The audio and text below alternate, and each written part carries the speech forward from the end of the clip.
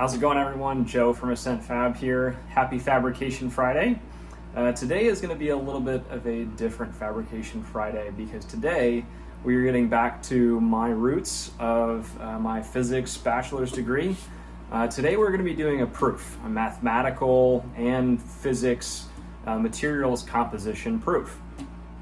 I will be posting a lot more information about what I'm talking about today in terms of my references and some of the material properties that we're going to go over today in a link in the comments there for the YouTube page, as well as on LinkedIn, and I'm going to post some references on the website as well. So today we're going to be talking about definitive sockets. Today we have the Ascent Fabrication's really first definitive socket going out to a patient. This is an above knee socket made from SLS, selective laser sintering, from PA11 nylon. You can see that the surface finish is quite smooth. That is because it was post-processed, dyed black, and then vapor smoothed. Okay, so when the part comes off of the bed, the actual printing bed for the selective laser sintering high industrial grade printer, it's in a powder format that has kind of a more matte surface finish to it. By vapor smoothing the PA11 nylon afterward, we can get this really, really nice surface finish. I'll get up nice and close there for you, and we can kind of see that it would come out in a similar surface finish as a laminated socket would. A couple of other different features for our sockets here. I do incorporate barrel nuts that are a very tight press fit into the distal aspect of the socket. We do engrave in a serial number there on the bottom, and if that's going to get in the way of any distal holes or anything, then we're going to actually move that per each socket to where it makes the most sense. Right now, putting it down underneath kind of gets it out of the way of things, and you don't have anything else on the outside aspect of the socket where anyone would be seeing it. So in our above knee socket here, we also have a Lin valve set up. So that is actually into the flexible inner socket. The flexible inner socket is made out of TPU, so we can see the nice flexible nature of that here. Also a very nice inside smooth surface finish, as smooth as we can get with FDM, FFF printing. That was printed in about, I think it was about maybe 24, 26 hours on our PVA med printer. We're going to be trying to use some more TPU materials on the Filament Innovations printer here soon, so check back up with us then. So the flexible inner socket is 3 millimeters in thickness. It's a uniform thickness throughout, so something that we can't do traditionally time and time again to this accurate of a measurement completely throughout the system. You're just not going to get that with vacuum forming, so that's really, really nice feature of our flexible inner sockets. Whether it's just our Fast Flex TPU style, or it's our Foam Flex Air flexible inner socket, those can be a uniform thickness other than where they are built up for any cushions or molded distal cushion. This particular SLS printed socket is actually 4 millimeters thick. We probably could go down to 3 millimeters. I'm that happy with this presentation. I don't know that we can really see a whole lot of flexibility in the socket. You can see a little bit there, but it is quite rigid. Now, PA11 nylon is going to be a little bit less rigid than PA12 nylon. PA11 nylon has a higher elasticity. Because of that, you're going to end up seeing white stress marks in the socket before anything fails. I've seen some instances of PA12 nylon just completely shattering upon impact, upon failure. And I'm a little wary about that right now for all cases. Could be suitable for some cases, of course, or depending on how you might over-engineer the socket or other device. PA12 nylon vapor smooth might be an okay material to go with in some cases, but Ascent Fab right now is moving forward with PA11. Yeah, I think that would be about all of the really features of this socket.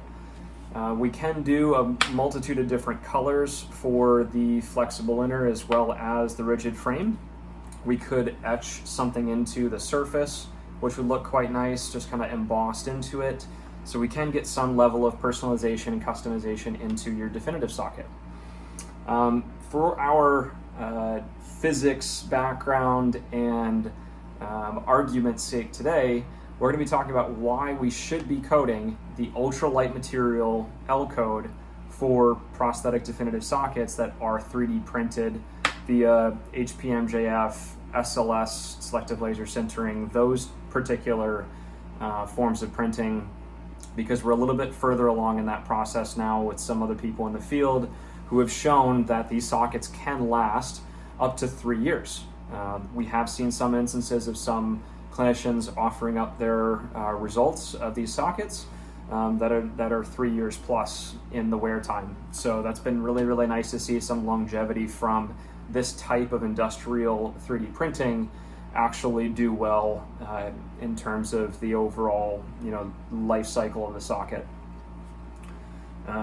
Getting to why we should be coating the ultralight material, titanium, carbon fiber, or equal. We're going to get to that or equal part. The one reason right now why we do want to include that L code is because otherwise your reimbursement is going to be a little bit less due to the acrylic L code of this not being laminated.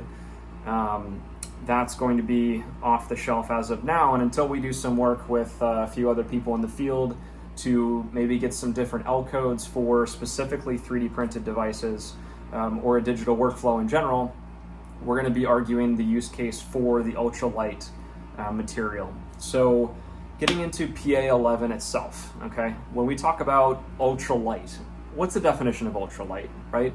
If we're just talking something that's heavier versus something that's lighter, okay? Then we can get right down to the chemical and physical properties of the materials that we're using, right? So we're typically using carbon fiber. I'm going to denote that by CF here. And carbon fiber normally is typically laminated. I weighed this socket combination before this video. It was 3 pounds, okay? 3 pounds for any definitive socket with a flexible inner socket and a laminated shell. If that's going to be equal, most likely a little bit more heavy because the process of a lamination, depending on who is actually doing the lamination, you could get a much heavier socket that way. So that's going to be, one reason why, again, 3 pounds for the socket, or 2 pounds and 15 ounces it was, is really going to be, our benchmark for, one of the largest sockets that we'll really do. We could get a little bit more wide than this. However, the size of this is what also really matters, in height. So if we get into weight and density, the densities of these different materials is something that you can readily look up online. So if we look dog bone to dog bone, okay, looking at the very purest form of these materials and their physical properties, we've got the density of carbon fiber to be 2,000 kilograms per cubic meter, okay? And then we've got the density of PA11 nylon as 1,140 kilograms per meter cubed, okay? So already we're starting out with a lower number, which is great. If we just get right back into, the definition of density, mass over volume, let's say for argument's sake, we're going to have the same volume of materials needed to make that socket, right? Just in terms of pure volume, pound for pound, what are we getting into? We're going to put an arbitrary number at the volume is going to be equal to 10, okay? 10 units of whatever, right? The units don't really matter in this case.